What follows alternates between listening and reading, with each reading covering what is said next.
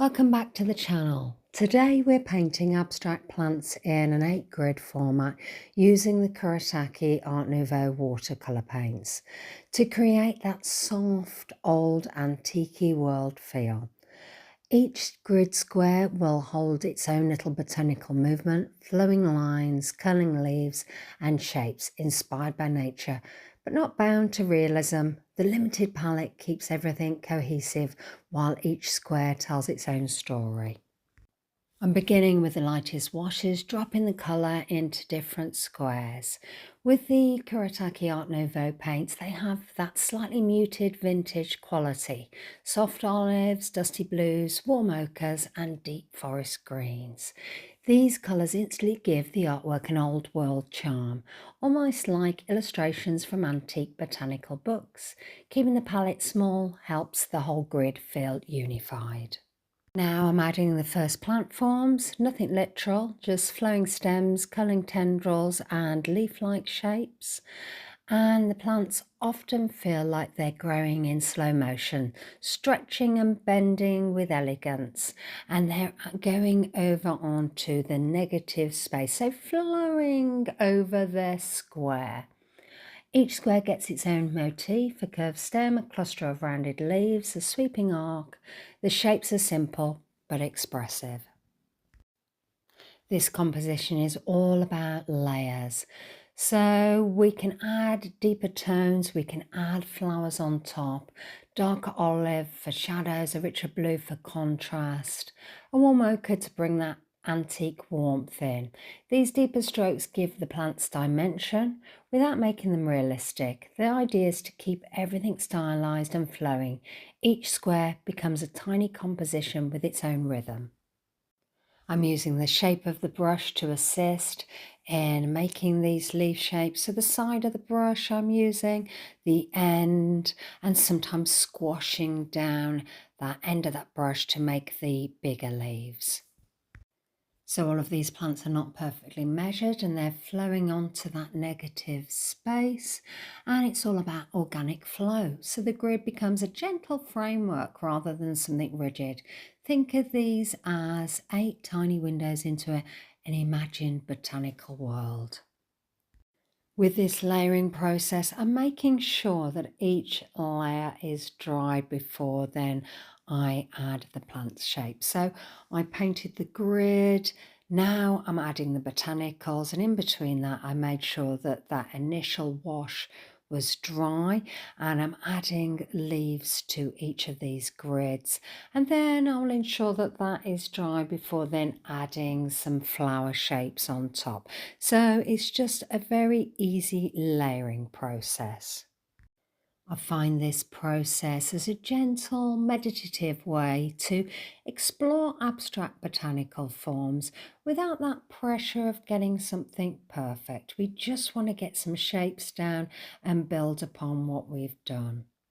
So now I'm going in to add some flower shapes, and again it's using the shape of the brush, putting some lines around the leaves that have already been put down and adding some shapes. I want each square to be slightly different from the square next to it. So it's just about adding some little flat bits on top of the leaves here, which makes the one before it slightly different. And then on the third square, we're going to be adding some little tiny dots.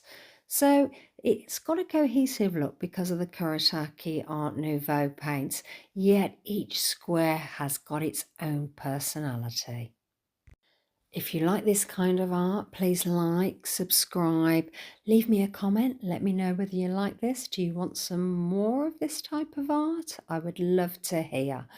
I've also got a members page, and you can be a supporter or a super supporter.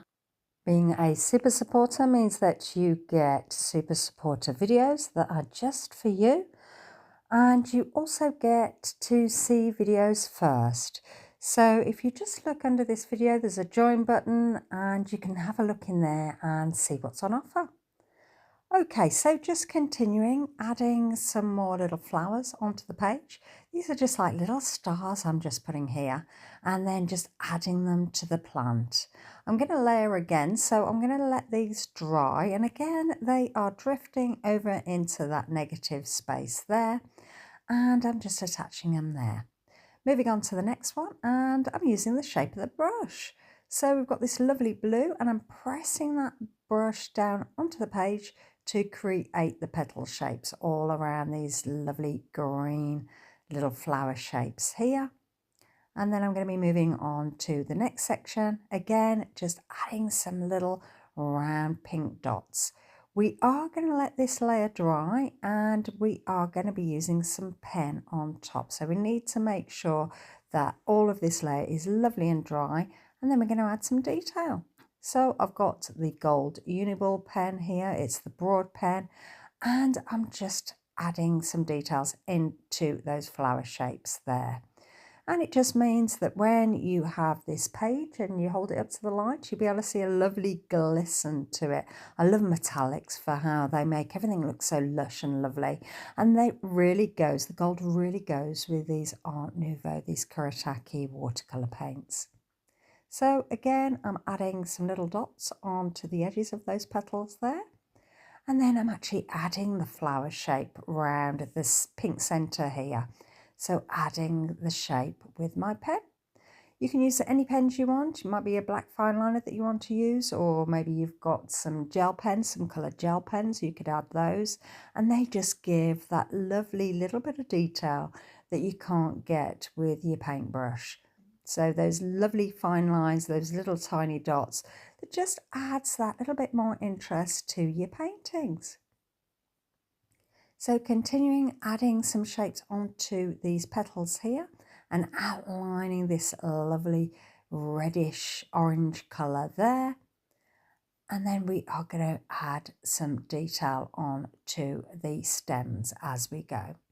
Really, really relaxing to do, I find.